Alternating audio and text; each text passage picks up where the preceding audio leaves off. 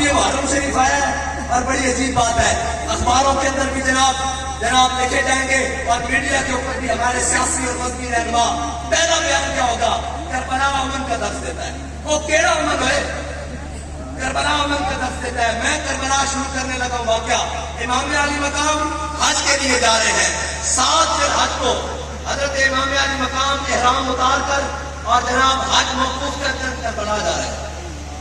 حضرت عبداللہ بن عمر آئے فاروق اعظم کے بیٹے، انہوں نے کہا ہم آئے امام علی مقام، اور انہوں نے آپ کے گھوڑے کے پاؤں کے رکاب پکڑ لیے جس پہ پاؤں رکھتے ہیں، پکڑ لیے اور اپنے سینے کے ساتھ لگائے. کہہ رہے ہیں امام علی مقام میں نے آپ کو کربلا نہیں جانے دینا، میں نے آپ کو کوفے نہیں جانے دینا، میں نے آپ کو عراق نہیں جانے دینا.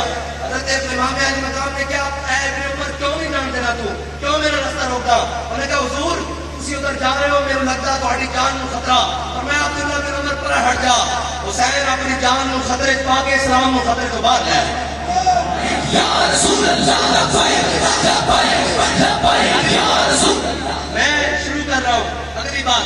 امام علی مقام اور کون سے امن کا درس دیتا ہے؟ اسلام امن کا درس دیتا ہے، لیکن اس کے لیے شرط یہ ہے کہ بلال کعبے کی چھت کے اوپر ہو.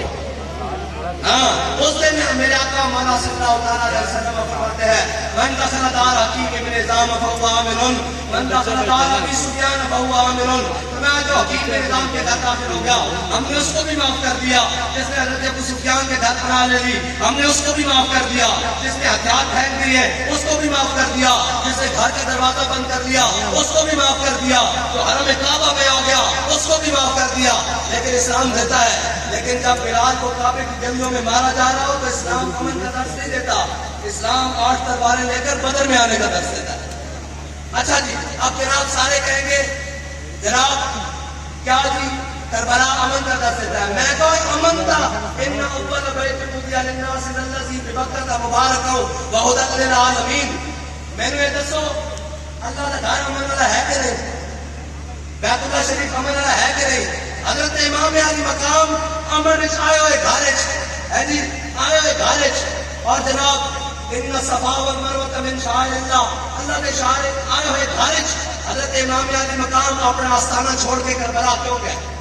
بتائے شیخ ابن علی آیا تھا کیوں میدان حضرت امام علی مقام کیوں گئے؟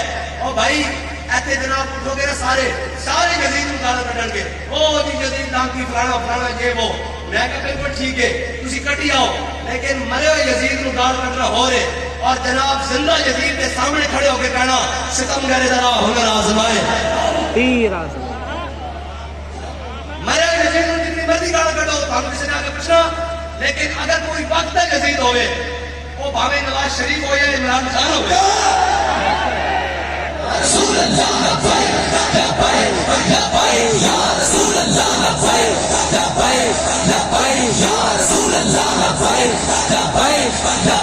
یا رسول اللہ.